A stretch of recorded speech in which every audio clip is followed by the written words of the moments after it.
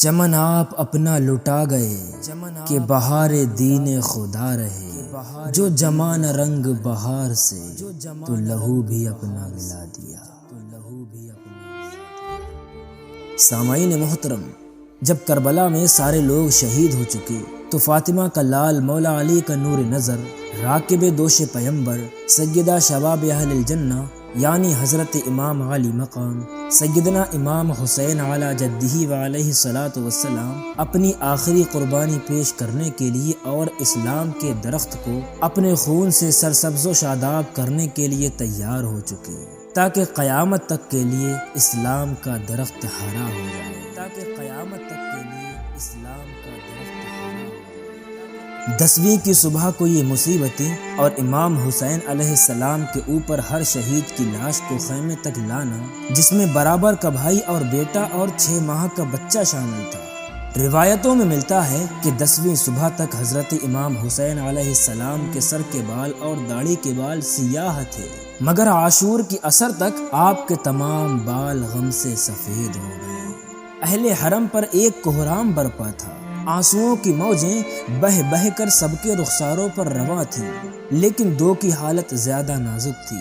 ایک امام مظلوم کی 5 برس کی چہیتی سکینہ اور دوسری اپنے بھائی کو اپنی جان سے زیادہ چاہنے والی خستہ دل حضرت زینب سلام اللہ علیہا۔ تاریخ کہتی ہے کہ حضرت امام حسین گھوڑا دوڑاتے ہوئے دشمنوں کی چمکتی ہوئی ہزاروں تلواروں اور بے شمار نیزوں اور لا تعداد برچھیوں کے بیچ میں آئے۔ کیا حالت ہوگی اس انسان کی جس کا ظالموں نے سب کچھ چھین لیا ہو، اولاد بھائی بھتیجے بھانجے سب ذبح کر ڈالے گئے ہوں،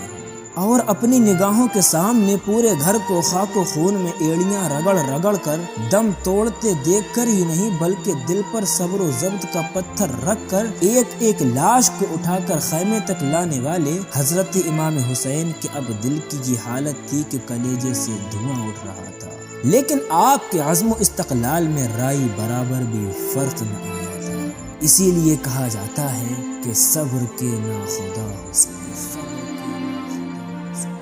المختصر امام حسین علیہ السلام نے میدان میں پہنچ کر خطبہ دیا اور فرمایا، اے یزیدیو، تم نے دنیا کے لالچ میں میرے بال بچوں کو بھوکا پیاسا شہید کر دیا ہے، تم نے اہل بیت پر ظلم کیا ہے اور اب میرے بھی خون کے پیاسے ہو، مگر یاد رکھو تم دنیا کے جس جال میں پھنسے ہوئے ہو وہ ایک دن ٹوٹ جائے گا اور دنیا کی ہر چیز فانی ہے۔ تم نے دنیا کے عارضی ساز و سامان کے بدلے اپنی عاقبت خراب کر لی ہے، تم نے چند روزہ عیش و عشرت کے عوض اپنے دین و ایمان کا سودا کیا ہے، اور میں تم سے نہیں ڈرتا، تمہاری تلواروں سے نہیں ڈرتا، البتہ میری وجہ سے تم پر جو قہر الہی نازل ہونے والا ہے میں اس سے ڈرتا ہوں۔ اب بھی سمجھ جاؤ اور دین اسلام کی کشتی میں سوار ہو کر اپنے آپ کو کفر و باطل کے طوفان سے بچا دو، اور اہل بیت کے دامن میں پناہ لے کر اور یزید کی غیر اسلامی اور باطل پرست حکومت کے جال سے نکل کر ایک غیرت مند مسلمان ہونے کا ثبوت دو۔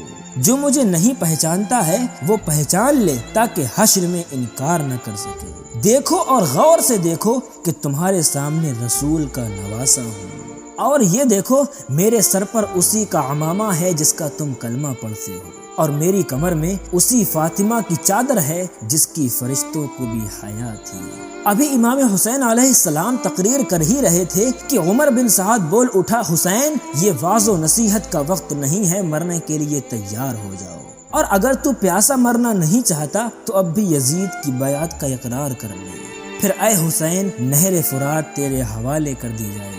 عمر بن سعد کی اس گستاخی سے ہاشمی خون جوش میں آ گیا اور فرمایا، عمر بن سعد اگر مجھے یزید کی بیعت کرنی ہوتی تو نانا مصطفیٰ علیہ السلام کا روضہ اقدس چھوڑ کر کوفہ کے اس ریگستان میں نہ آتا، مدینہ منورہ کی حسین گلیاں چھوڑ کر میدان کربلا میں نہ آتا، اور اگر مجھے یزید کی بیعت کرنی ہوتی تو آن و محمد قربان نہ ہوتے، عباس کے بازو قلم نہ ہوتے، قاسم کی جوانی نہ لٹتی، اکبر کی لاش پر گھوڑے نہ دوڑتے، اور اصغر میری گود میں دم نہ توڑتا، اور اب جب کہ یہ سب کچھ ہو چکا ہے، اسلام میں ایک فاسق و فاجر کی بیعت ایک سچے پکے مسلمان کے لیے حرام ہے، اور میں جانتا ہوں کہ یزید ایک فاسق و فاجر حکمران ہے، اس کی حکومت غیر اسلامی ہے اور اس کا نظام سلطنت غیر شرعی ہے، تو پھر اس کی بیعت کر کے مسلمانوں کے لیے تباہی کا راستہ نہیں کھول سکتا۔ حسین علیہ السلام یہ ایمان افروز خطبہ دے ہی رہے تھے کہ کسی شقی نے تانا دیا کہ حسین ادھر دیکھو، نہر فرات لہریں لے رہی ہے، مگر تم اس میں سے ایک قطرہ بھی نہیں پی سکتے۔ علی کے لال علیہ السلام کی آنکھیں سرخ ہو گئیں اور منہ موڑ کر فرمایا، وہ کمینے ادھر دیکھ، حوض کوثر کا دریا ٹھانٹھے مار رہا ہے، مگر تم اس میں سے ایک بھی بوند نہ پی سکو گے۔ اتنا کہنا تھا کہ ہر طرف سے تیروں کی بارش ہونے لگی، تلواروں کے وار ہونے لگے اور نیزوں کی بوچھار ہونے لگی، مگر میں قربان جاؤں آقا حسین تیری شجاعت پر، میں صدقے جاؤں تیری بہادری کے اور نثار جاؤں تیرے عزم و استقلال کے کہ تو نے ابن علی ہونے کا حق ادا کر دیا۔ تیری تلوار تھی کہ جب چلی تو دشمنوں کو خاکستر کرتی چلی گئی، اور تیری شمشیر تھی کہ قہر الہی جس سمت بھی اٹھی تباہ کر گئی۔ علی کا لال لشکر یزید پر بپھرے ہوئے شیر کی طرح لپکا، اور پھر شجاعت و بہادری کے وہ جوہر دکھائے کہ فرشتے بھی حیران ہو گئے۔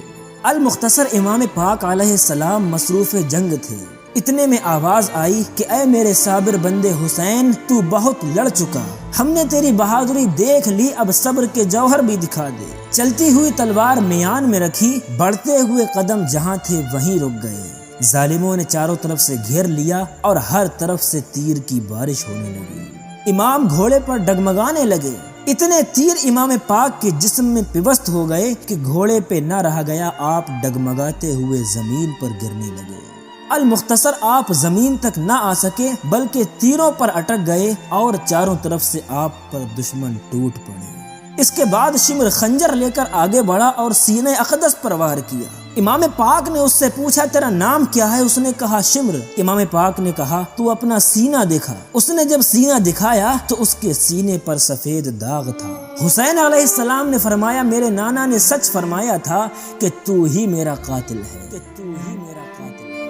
سامعین، روایتوں میں ملتا ہے کہ زینب نے جب دیکھا میرے بھیا گھوڑے سے گر گئے تو خیمے سے دوڑ دوڑ کر دیکھتی رہی، اور شمر حسین علیہ السلام کو گھسیٹتا ہوا دریا کے ڈھلان کی طرف لے کر گیا۔ حسین علیہ السلام نے شمر سے کہا، مجھے 2 رکعت سجدہ شکر ادا کرنے دے، کیونکہ آج میں نے اپنے نانا کی امت کو بچا لیا اور اپنا وعدہ وفا کر دیا۔ آپ نے جیسے ہی سجدے میں سر رکھا، شمر کند چھری لے کر آپ کی گردن کو پشت کی جانب سے ٹہر ٹہر کر کاٹنے لگا۔ شمر کا بیان ہے کہ جب میں نے پہلی مرتبہ امام کی گردن پر خنجر رکھا تو کسی نے میرا ہاتھ جھٹک دیا۔ جب دوسری بار میں نے خنجر رکھا تو دیکھا کہ ایک خاتون سیاہ لباس پہنے ہوئے حسین کی گردن پر اپنی گردن رکھے ہوئے ہیں اور کہتی ہیں کہ اے شمر، میرے لال نے تیرا کیا بگاڑا تھا؟ شمر لعین کہتا ہے کہ جب میں نے تیسری بار خنجر رکھا تو دیکھا کہ رسول خدا صلی اللہ علیہ وسلم کھڑے ہیں اور فرماتے ہیں، شمر تو میرے لال کو بے گناہ کیوں قتل کر رہا ہے؟ شمر تو میرے لال کو بے گناہ کیوں قتل کر رہا ہے؟ اور سامعین، بدبخت شمر کا بیان ہے کہ میں آنکھیں بند کیے ہوئے خنجر چلاتا رہا یہاں تک کہ سر اقدس تن پاک سے جدا ہو گیا۔ سر اقدس تن پاک سے جدا ہوتے ہی عالم بالا میں کوہرام مچ گیا۔ جناب ام سلمہ کی شیشی مدینے میں خون سے لبریز ہو گئی، اور حضرت یحییٰ علیہ السلام کا خونی کرتا جو ایک زمانے سے خشک تھا تر و تازہ ہو گیا۔ امام علی مقام کے سر پاک کا تن سے جدا ہونا تھا، بس کربلا میں قیامت آ گئی۔ آسمان میں اندھیرا چھا گیا، صرف دریائے فرات ہی کا پانی نہیں بلکہ دنیا بھر کے دریاؤں اور سمندروں کے پانی اچھلنے لگے، موجیں سر کو پٹکنے لگیں۔ اس سے پہلے دریاؤں اور سمندروں میں تھپیڑے نہیں اٹھتے تھے، طغیانیاں نہیں تھیں، یہ بھی کربلا کی ایک نشانی ہے، اور دن ہی میں ستارے نمودار ہو گئے۔